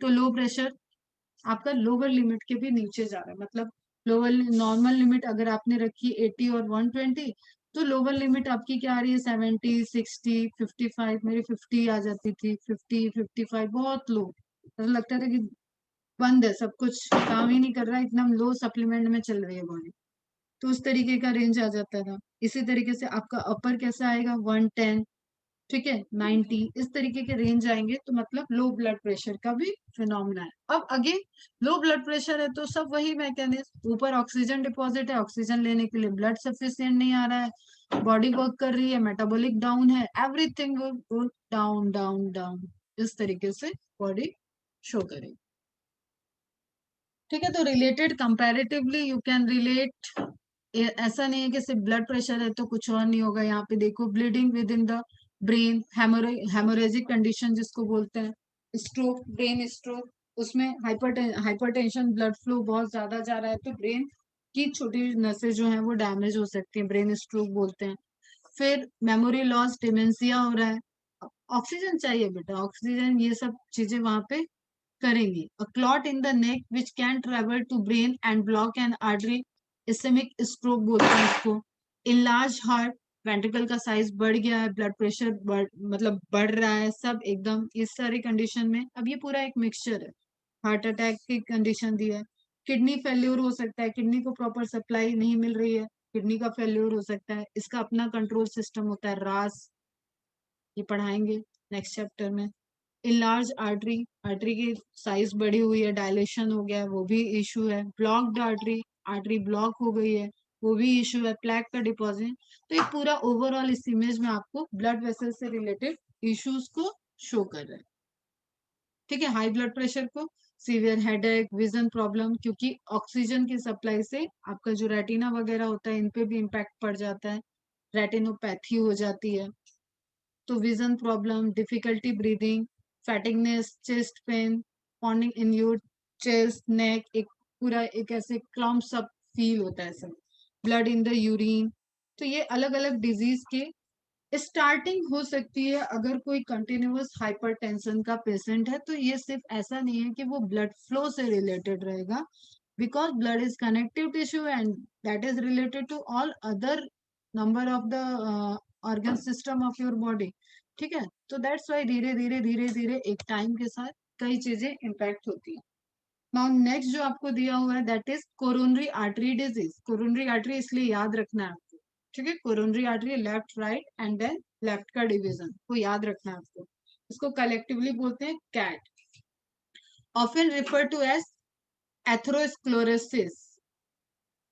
ठीक है, affect the vessels that supply blood to the heart muscles. अब ये इसमें आपका क्या हुआ है, ऐसी ब्लड वेसल्स को ये टारगेट करेगा जो मायोकार्डियम को सप्लाई दे रहा है। ठीक है, प्रोसेस वही है, कोलेस्ट्रॉल डिपॉजिट होना, एथेरोस्क्लेरोसिस, वो जो आपको इमेज दिखा रहे थे ना अभी, that is related to atherosclerosis. इसको बोलते हैं एथेरोस्क्लेरोसिस, ये वाली। ठीक है, अब ये स्पेसिफिक लोकेशन देख रहा है, ये लोकेशन दे दिया कि कोरोनरी आर्टरी में। Are you getting point? तो वो डिजीज क्या होगी, coronary artery disease. Affects the vessels that supply blood to heart. ये इंपॉर्टेंट है, अगर कैड के बारे में आ रहा है then you have to focus on the coronary artery disease. Supply ध्यान में रखना, वो मसल्स को सप्लाई देगी। It is caused by the deposition of calcium. Calcium का डिपोजिशन हो गया ब्लड वेसल्स में, फैट डिपोजिशन हो गया, कोलेस्ट्रॉल डिपोजिशन हो गया, एंड फाइब्रस टिश्यू, जो आपके फाइब्रिन से बन रहे थे, जो आपका ब्लड क्लॉट बन रहा था, उसको रिलेट करो आप यहाँ पे। क्लियर? अदर फाइब्रस टिश्यू भी हो सकते हैं बट मेनली अभी आप उस पर रिलेट करो। Which makes the lumen of arteries narrow. एक तो ऑलरेडी नैरो था, ठीक है, स्मूथ वेसल्स की लेयर है वहां पे हाई, और डिपोजिशन हो गया तो और आर्टरीज नैरो हो जाएगी, और एक स्पेसिफिक लोकेशन की बात हो रही है, दैट्स वाई आप उसको इंक्लूड करोगे कैड में। इज इट क्लियर बेटा? डिपोजिशन जरूर याद रखना, ये मार्क कर लो जो एनसीईआरटी में दिया हुआ है, calcium, fat, cholesterol and fibrous tissue. और बैकग्राउंड में आपके माइंड में बेटा कोलेस्ट्रॉल का डिपोजिशन, ब्लड फ्लो का बढ़ना, हाइपरटेंशन का होना, प्लस क्लॉट का बनना, क्लॉट के बनने से फाइब्रस टिश्यू का डिपोजिशन होना, that all are interrelated to each other. Okay, तो कोरोनरी आर्टरी डिजीज में आपको नॉर्मल आर्टरी दिख रही है, एंड फर्स्ट वाली आपको डिजीज्ड आर्टरी दिख रही है, एंड सेकेंड वाली नॉर्मल आर्टरी दिख रही है। तो नॉर्मल आर्टरी में बढ़िया ब्लड फ्लो चल रहा है, यहाँ पे नैरो है, ये आपको पता है, ये लेयर है स्मूथ मसल्स की जो ब्रॉडर है कंपेयर टू वेन, बट वो तो उसका नेचर है। इसके अलावा भी जो ये ल्यूमेन था उसमें डिपोजिशन हो गया, ये ल्यूमेन वाले पोर्शन में डिपोजिशन हो गया, यहाँ पे इस तरीके से स्ट्रक्चर बन गया। अब ले आओ यहाँ पे फिर से बर्नौली थ्योरम लाओगे, यहाँ पे टूट टूट के जाएंगी भी, ऑलरेडी जो ल्यूमेन नैरो हो गया है उससे भी रिलेटेड हो सकता है वो आगे जाके और इफेक्ट करे। Most of the case reported in due to the smoking behaviour. Smoking nature जो होता है, जो स्मोक करते हैं, ठीक है, उनमें इस तरीके का धीरे धीरे, this is chronic, all of sudden नहीं होगा इसमें कुछ। ठीक है, अलग अलग टर्म है, जैसे हार्ट कार्डियक अरेस्ट हुआ, cardiac arrest is the sudden, इंसान चल रहा है कार्डियक अरेस्ट हो गया, heart attack, heart failure, cardiac arrest, सब सुनने में एक जैसे लगते हैं लेकिन सब डिफरेंस है। जब आप डिटेल में देखोगे इनको तो आपको इनके डिफरेंसेस समझ में आएंगे।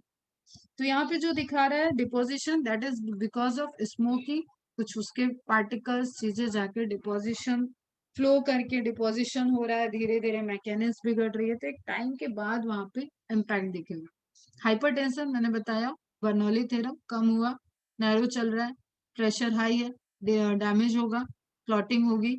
हाइपर क्लोरेस्टेरोलीमिया, कोलेस्ट्रॉल का लेवल हायर है, हाइपर हाई है, ठीक है। Diabetes mellitus, this is a diabetic types of diabetes, ठीक है, एक होता है डायबिटीज इंसिपिडिस, एक होता है diabetes mellitus. Sedentary life style, बहुत लेजी लेजी पड़े पड़े रहने वाले लोगों को भी ये सब प्रॉब्लम होती है, ठीक है। तो कुछ ओबेसिटी, ओबेसिटी भी आ जाता है इसमें, तो कुछ फैक्टर्स हैं जो इसको एनहेंस करते हैं, बट आपको कैड याद रखना है, that is related to coronary artery. फिर से एक बार याद रखना, कोरोनरी आर्टरी में आपको डिवाइड करना है, ये निकलेगी एरोटा से, कभी भी एरोटा के पहले आर्टरी मत ले आना बेटा।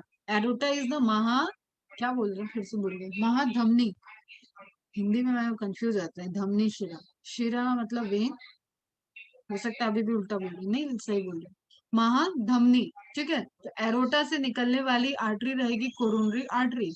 ऐसा नहीं कि हार्ट अपने को डायरेक्ट सप्लाई दे रहा है, हार्ट भी उसी मेन एरोटा से ही डिवाइड करके आर्टरी जो निकल रही है वो हार्ट को सप्लाई दिया, तो उसमें आ गई आपकी coronary artery. And then coronary artery में LCA, RCA, then circumference and left anterior descending coronary artery. तो हम क्या बात कर रहे हैं बेटा, इस आर्टरीज में किसी पोर्शन में अगर ब्लॉकेज हुआ, प्लाक का डिपोजिशन हुआ, कैल्शियम का डिपोजिशन हुआ, तो it causes the CAD, okay, narrowing और ब्लॉकेज ऑफ कोरोनरी आर्टरी। अब इसका कोई स्पेसिफिक होगा तो एक एक तो होता है आपका स्ट्रेप्टोकाइनेज, जो अभी हर मतलब रूरल से लेके एवरीवेयर इंजेक्शन एक अर्जेंट वैक्सीन में, सॉरी अर्जेंट ड्रग में आता है स्ट्रेप्टोकाइनेज इंजेक्शन। ये हर जगह होता है, जिसको भी ये प्रॉब्लम है तो पहले उसको इनिशियल वही ट्रीटमेंट देके फिर उसको शहर की तरफ या बड़े हॉस्पिटल की तरफ ट्रांसफर किया जाता है। और इसका रीजन ये होता है कि जो भी चीज ये डिपोजिशन या क्लॉट बनाई है उसको वो स्ट्रेप्टोकाइनेज रिलैक्स कर देता है। ठीक है, वो रिलैक्स कर देगा और वहां से क्लॉट रिमूव हो जाएगा, तो नॉर्मल एक ब्लड सप्लाई मेंटेन रहेगी। लेकिन इसको ट्रीटमेंट की नीड है तो वो कार्डियोलॉजिस्ट तक पहुंचने के पहले का एक ट्रीटमेंट है स्ट्रेप्टोकाइनेज इंजेक्शन। ठीक है, इसमें जितने भी थ्रोम्बस वगैरह कहीं फॉर्म होंगे तो वो सब उससे डिजेनरेट हो जाते हैं। ठीक है, अब कार्डियोलॉजिस्ट के पास गए तो कार्डियोलॉजिस्ट क्या करेगा, you might be heard about the angioplasty. Angioplasty, ठीक है, उसमें क्या किया जाता है, उसमें एक आगे उसके कैमरा लगा होता है, एक ट्यूब है, ट्यूब एंटर करेंगे और ये बहुत ही मतलब फाइन टेक्निक है। जैसे आप पढ़ते हो ना डिफरेंशिएशन स्पेशलाइजेशन, तो कार्डियोलॉजिस्ट में ये जाके स्पेशलाइजेशन आएगा कि उनको आर्टरी को देखना है, आर्टरी के अंदर वो सेंस करते हैं और उसको रिपोर्ट करते हैं, देन वहां पे स्टेंटिंग करके उसका ट्रीटमेंट किया जाता है। क्लियर? तो दिस इज हाई लेवल कि आप कार्डियोलॉजिस्ट में भी बहुत स्पेसिफिक हो रहे हो, फिर आप ऐसे नोड के स्पेसिफिक हो गए, नोडल को देख रहे हो, आप electric impulse of heart study कर रहे हो, तो ये सब स्पेशलाइजेशन के भी स्पेशलाइजेशन है वाइटल ऑर्गन्स के। क्लियर? तो आर्टरी में क्या डाला गया, स्टंट बोलते हैं बेटा इसको। ये आप इसी तरीके से समझो कि एक बलून अंदर डाला गया है, वो अभी तो वो इसके आगे कैमरा कहीं पे लगा है, कैमरा सेंस कर रहा है और जैसे ही उसने सेंस देखा, सेंस क्या करना मतलब देख रहा है, और जैसे ही उसको साइट ऑफ प्लाक दिखेगा उस जगह पे वो आगे की तरफ मूव करके स्टंट डाल देंगे। स्टंट डिस्चार्ज स्टेज में है, मतलब यू कैन से इट की अभी ये इनएक्टिव फॉर्म में है। जैसे ये डिटेक्ट हुआ उसके बाद इसको एक्टिव कर दिया जाता है, एक्टिव हुआ तो इसके पास जो नेटवर्क है, जो जाल है, वो यहाँ पे परमानेंट यहाँ पे लग जाएगा और वो प्लाक को ढकेल देगा पीछे की तरफ एंड बीच में एक पाथ बना देगा। अब जब भी ब्लड जाएगा तो ये इस आर्टिफिशियल पाथ से होके गुजरेगा और बाकी चीजों को, ये ट्यूब जो व्हाइट पोर्शन दिख रहा है उसको निकाल लिया गया। This is the process of angioplasty in simple. Are you getting my point? अब वो प्लाक किनारे रह गया और वो जो थ्रेड आया था एंजियोप्लास्टी से, जो थ्रेड लगाया गया था, स्टंट लगाई गई थी, वो एक फुल मतलब बलून को फुला दिया गया, तो उसने वहां पे एक स्पेस ऑक्युपाइड कर लिया। अब वो परमानेंट उस प्लाक की जगह पे प्रेजेंट रहेगा। इज इट क्लियर बच्चा पार्टी? समझ में आया? तो ये नॉर्मल फिर फ्लो स्टार्ट हो गया उसका। इसको बोलते हैं बैलून। अच्छा, बैलून वर्ड भी यूज किया, very good. Angioplasty and stenting, clear है?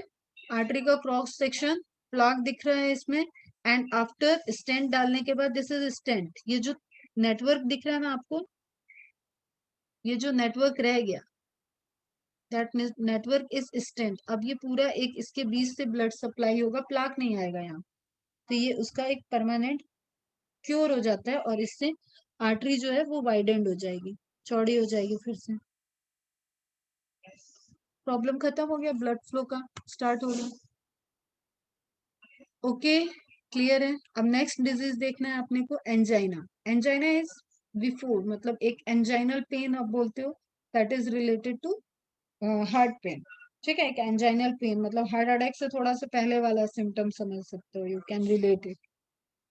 तो एंजाइना पेक्टोरिस, पेक्टोरिस क्यों बोलते हैं, यहाँ पे ही पेक्टोरियल मसल्स है, उस पेक्टोरियल रीजन है आपका ऊपर वाला, उससे आप रिलेट करते हो, उसको बोलते हो एंजाइना पेक्टोरिस, इस लोकेशन पे पेन का होना। Angina is a pain or discomfort in the chest that happens when some part of the heart does not receive enough oxygen. कौन सा पार्ट, हार्ट का, बॉडी का पार्ट नहीं, क्लियर है, हार्ट का पार्ट प्रॉपर ऑक्सीजन की, दोनों में डिफरेंस इसीलिए मैं बोल रही हूँ, जरा जरा सा डिफरेंस है सब में। यहाँ पे क्या है, ऑक्सीजन की प्रॉपर सप्लाई नहीं पहुंच रही है, उस केस में आपको क्या, एक जो भी पेशेंट रहेगा उसको एक पेन फील होगा, एंजाइनल पेन, और वो लेफ्ट तक हल्का फुल्का आएगा, अनइजी सा फील होगा, और थोड़ी देर में वो नॉर्मल हो जाएगा, that is angina. Insufficient blood flow to the artery muscle from narrowing of coronary artery may cause angina. ठीक है, अगेन यू कैन रिलेट, यहाँ पे भी नैरोइंग होगा तो ब्लड की सप्लाई कम हुई, और उस पर्टिकुलर कोरोनरी आर्टरी को ऑक्सीजन की सप्लाई कम मिल रही है, इस केस में वहां पे एक पेन जनरेट होगा इस एरिया में, अपर पेक्टोरियल रीजन में, उसी को बोलेंगे एंजाइनल पेन। ठीक है, यहाँ से याद रखो, it is also called angina pectoris, NCERT बेटा मार्क कर लेना, a symptom of acute chest pain, acute on spot होने वाला, बहुत सदियों से नहीं चला रहा है, एक्यूट चेस्ट पेन। तो नॉर्मली लोग एसिडिटी और एंजाइना में कंफ्यूज हो जाते हैं, और लेडीज लोग को बहुत ही खतरनाक हो जाता है ये, लेडीज लोग कंफ्यूज रहती हैं, ऐसे ही इग्नोर मारती रहती हैं, ठीक है, काम किया, दर्द हो रहा है, थोड़ा आराम कर लेंगे, ठीक हो जाएगा, बिना टैबलेट के चलते रहते हैं, बिना डॉक्टर कंसर्न में। तो उस केसेस में क्या होता है, वो एंजाइना है, एसिडिटी है, या हार्ट अटैक की प्राइमरी है, ये सारी चीजें कंफ्यूजन होती है, तो इनका ऑब्जर्वेशन बहुत जरूरी है। A symptom of acute chest pain appears when no enough oxygen is reaching the heart muscle. बेटा मार्क कर लेना, this is MCQ. Angina can occur in men and women of any age. किसी को भी हो सकता है ये, but it is more common among the middle aged and elderly. जो बीच वाले लोग, भाग दौड़ वाले लोग हैं, उनमें ये बहुत कॉमन है, कई बार तो मुझे भी हो चुका है, ठीक है, तो ये होता रहता है, लोगों को हो जाता है, मिडिल एज एंड एल्डरली इनमें कॉमन होता है। It occurs due to condition that affect the blood flow. Simple NCERT में इसके जो भी रीजन दिए हैं बेटा, इसको नोट डाउन कर लो, मार्क कर लो।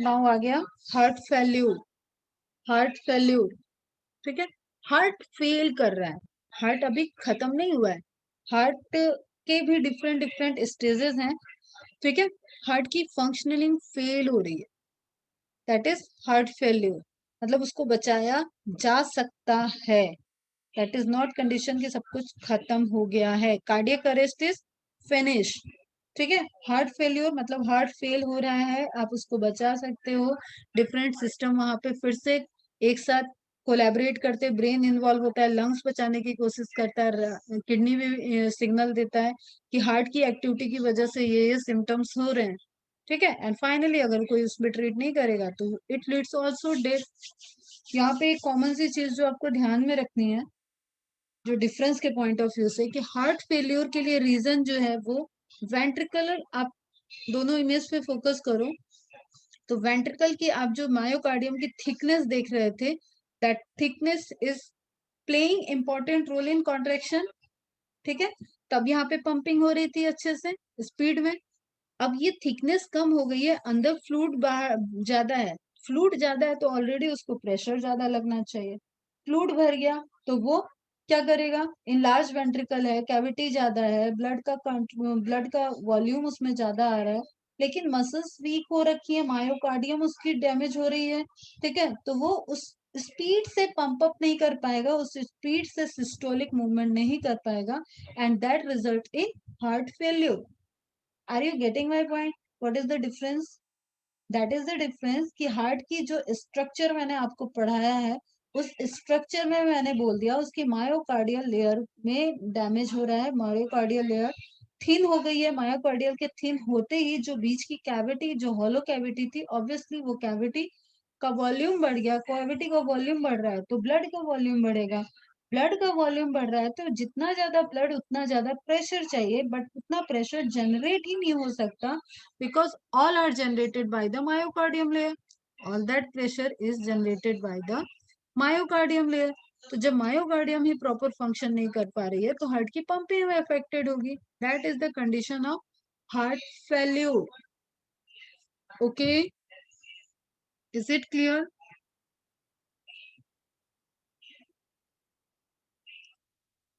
ठीक है, इसके सिम्टम दिखेंगे। ये सडन हार्ट बंद नहीं होता है, समझना डिफरेंसेस है। हार्ट अटैक आना, कार्डियक अरेस्ट आना, ये सब सडन है, खत्म। ठीक है, कार्डियक अरेस्ट तो एकदम सबसे सडन होता है कि कार्डियक अरेस्ट हो गया। कि कभी कभी किसी को मीटिंग में भी आ जाता है, और जनरल हम इन सब चीजों के लिए आप न्यूज में अगर जाओगे सुनने तो सब सीधे एक ही वर्ड यूज होते हैं कि हार्ट अटैक हो गया। ठीक है, लेकिन जब आप प्रॉपर कार्डियोलॉजिस्ट, आप एमबीबीएस मेडिकल पढ़ोगे तो यू विल फाइंड कि there is certain difference between heart failure, cardiac arrest, heart attack, इन सब में डिफरेंसेस हैं। तो दिस इज हार्ट फेल्यूर, इसके स्ट्रक्चर में डैमेज हुआ है। केवल एलम आकाश दो को ही क्लियर हो रहा है, हर क्वेश्चन के बाद उनके ही रिप्लाई आते हैं कि क्लियर है। तो नॉर्मली अगर आप इसको कॉन्सेप्ट वाइज नहीं समझोगे तो आपको तो ऐसा लगेगा वही जैसे आपने लंग्स की साइज बढ़ाई थी कि साइज बढ़ गया तो काम तो ज्यादा करेगा, नहीं। उसकी लेयर वहां पे वॉल्यूम को पंप करने के लिए जो लेयर रोल कर रही थी वो लेयर वीक हो चुकी है। दैट्स वाई लार्ज हार्ट है, वॉल्यूम बढ़ जाएगा ज्यादा, एंड ज्यादा वॉल्यूम को पंप करने के लिए ज्यादा प्रेशर चाहिए। वो प्रेशर जनरेट हो रहा था मायोकार्डियम लेयर से, एंड मायोकार्डियम लेयर तो ऑलरेडी वीक हो गई है। तो हार्ट की functioning, ventricular activity, myocardium weak, as a resultant contraction affected हो गया, दैट इज हार्ट फेलियर। ठीक है, अब इस केस में क्या होगा? इस केस में ये होगा कि ऑक्सीजन वहां पे डिपॉजिट भी हो रहा है लंग्स में। ठीक है, लंग्स के पास फ्लूइड भी डिपॉजिट हो रहा है, वहां पे जो ब्लड, ये सब ब्लड बढ़ता जा रहा है, पंप ही नहीं हो रहा है। तो इस केस में क्या होता है, धीरे धीरे वहां पे लेवल ऑफ फ्लूइड ज्यादा है। फ्लूइड ज्यादा है तो सबको धीरे धीरे प्रॉब्लम होती है। लंग्स के भी कुछ सिम्टम्स दिखेंगे एंड हार्ट के भी कुछ सिम्टम्स दिखेंगे, कुछ किडनी के पास भी सिम्टम्स दिखेंगे। यू कैन रिलेट कि इंटरस्टिशियल फ्लूइड ज्यादा बनेगा, कैपलरी के पास जो फ्लूइड होगा वो सब फ्लूइड इंटरस्टिशियल में कन्वर्ट होता रहेगा। तो यू कैन रिलेट इट की डिफरेंट टाइप के सिम्टोमेटिक इफेक्ट आएंगे बॉडी में और उसका ट्रीटमेंट किया जाएगा। A disorder in which the heart loses its ability to pump blood efficiently, and you relate it with the myocardium layer. Concept clear होना चाहिए एकदम बेटा, मायोकार्डियम लेयर। ठीक है, and as a result heart beat कम होगा, stroke volume कम हुआ, cardiac output कम हो गया। Heart failure occurs when CO is inadequate, CO2 is inadequate to provide the oxygen needed by, okay, CO यहाँ पे CO2 वगैरह नहीं है, कार्डियक आउटपुट ही है। Heart failures occurs when cardiac output is inadequate to provide the oxygen needed by the body। ठीक है बच्चा, cardiac output से रिलेटेड। ठीक है, हार्ट फेल्यूर, हार्ट प्रॉब्लम्स किस किस रीजन से हो सकता है, blood pressure, lungs problem, other medical conditions, life style, कई सारी चीजें, ये सब आपस में रिलेटेड। और फाइनली आपको समझ में आएगा जब आप पूरा इसको डिटेल में एमबीबीएस में चले जाओगे तो एक एक रीजन पे आपको पढ़नी पड़ेंगी चीजें, देन यू विल रिलेट। मैं अभी बहुत जनरल बेसिस पे आपको डिफरेंस समझाने की कोशिश कर रही हूँ, बट जब देखो जैसे मैंने हार्ट फेलियर दिखा, अब आप इसमें ढूंढो, आप इसमें आपको कॉमन फैक्टर एक तो यही दिख रहा है, हाई ब्लड प्रेशर, कैड में भी था, कोरोनरी हार्ट डिजीज ये भी है हार्ट फेलियर के लिए रिस्पॉन्सिबल। तो ये कैन हार्ट मसल डिफेक्ट जो कि मेन है, रिदमिक डिसऑर्डर, ऐसे नोट प्रॉपर वर्क नहीं कर रहा है, एवी नोट प्रॉपर वर्क नहीं कर रहा तो भी हार्ट फेलियर हो सकता है, वॉल्व डिफेक्ट तो भी हो सकता है। तो देयर इज सर्टेन की बहुत सारी चीजें तो कॉमन भी हैं, उनके इम्पैक्ट से हार्ट फेलियर हो सकता है। But with respect to pumping आपको ध्यान में रखना है आपके लेवल, और that is dependent on the ventricular contraction. अब देखो अभी एक ये इमेज है तो बड़ी प्यारी इमेज, लेकिन आप इतना सब सिस्टम रिलेट कर पाओ तो यू कैन रिलेट कि ये हार्ट का काम धीरे धीरे वीक हो रहा है, हेल्प मांग रहा है, हेल्प हेल्प। ठीक है, कार्डियक डायलेशन एंड हाइपरट्रॉफी, सब कुछ डायलेट हो गया है, फ्लूइड बहुत ज्यादा आ रहा है, वो पंप नहीं कर पा रहा है। कंजेशन इन लंग्स, लंग्स के पास भी फ्लूइड इकट्ठा हो रहा है क्योंकि उससे फ्लूइड वापस जा नहीं रहा है, और वहां पे भी फ्लूइड इकट्ठा है, ऑक्सीजन इकट्ठा है, पूरी प्रॉपर सप्लाई नहीं चल रही है। ठीक है। रास सिस्टम आर्टरी किडनी वाला आ गया, ये वैसो कॉन्स्ट्रिक्शन कर देता है, कॉन्स्ट्रिक्ट कर देता है। तो एक तरीके से एट्रियल लोड को आफ्टर लोडिंग इस तरीके से कुछ वहां पे आयनिक बैलेंस वगैरह जब हम पढ़ाएंगे तब वहां पे तुम रिलेट कर पाओगे कि एट्रियल डायलेशन, वैसो डायलेशन की भी नीड है, वैसो कॉन्स्ट्रिक्शन की भी नीड है। कब आपको फ्लूइड ज्यादा ले जाना है बॉडी में, रिवर्स रीअब्जॉर्प्शन करना है, तो आपको कॉन्ट्रेक्शन कराना पड़ेगा ताकि फ्लो होते होने के बाद वो फिल्ट्रेशन रेट उसका किडनी में हाई हो जाए। ठीक है। ब्रेन कह रहा है hey show the poor heart some sympathy, वो सारे ऑर्गन से कंप्लेन मतलब हेल्प ले रहा है कि थोड़ा सा करो, कुछ हेल्प करो, हार्ट अभी बंद नहीं हुआ है, वो बच सकता है। तो heart failure pathophysiology you can relate it. ठीक है। फिर हार्मोनल रिस्पॉन्स दिया हुआ है, न्यूरो हार्मोनल रिस्पॉन्स, जिसमें रैस आ जाता है आपका पूरा।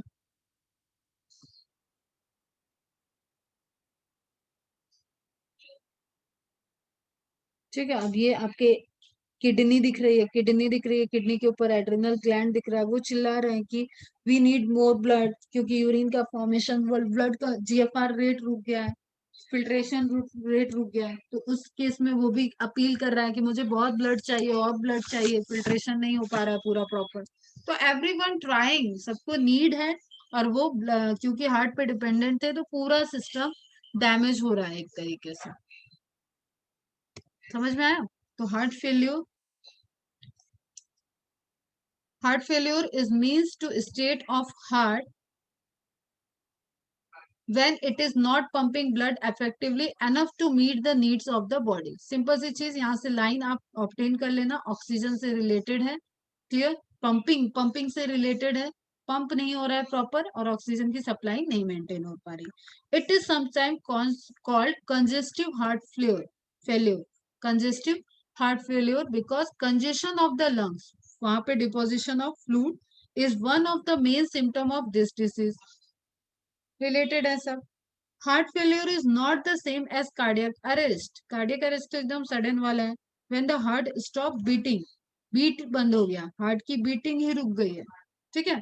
उसके लिए वो आपको देखे होंगे मूवीज वगैरह में, पुश करते हैं कि हाँ फिर से बीट वापस आ जाए। या आपने ऐसा तो कहीं पे केस आपने देखा होगा, अभी 2-3 दिन पहले न्यूज में एक साउथ साइड का कोई पुलिस वाला था जिसने रोड पे एक ऐसा ट्रीटमेंट दिया, पल्पेशन थेरेपी दी उसको, और उसकी हार्ट बीट वापस आ गई, और फिर वो वापस उसको हॉस्पिटल ले जाया गया। और एक आपने ऐसा इमेज देखा होगा, अगेन वही एकता कपूर के सीरियल देख लो या हिंदी मूवीज देख लो, वहां पे देखे होंगे कि दो ऐसे इलेक्ट्रोड टाइप के पैचेस लिए रहते हैं, और उससे चेस्ट पे वो बार बार टच कराते हैं। तो वो भी ऐसा ही है कि कार्डियक अरेस्ट है, एक बार फिर से बीटिंग वापस आ जाए। तो देखा होगा इसमें मूवी वगैरह में भी ऑल ऑफ सडन कुछ होना होता है, म्यूजिक बजती है एंड वापस बीट भी वापस आ जाती है, इस तरीके के भी केसेस आपने देखे होंगे। तो वही सब चीजें हैं, यहाँ पे रिलेट कर लो। Heart failure is not the same as cardiac arrest when the heart stops beating, ये एमसीक्यू है आपका दोनों के डिफरेंस के पॉइंट ऑफ व्यू से।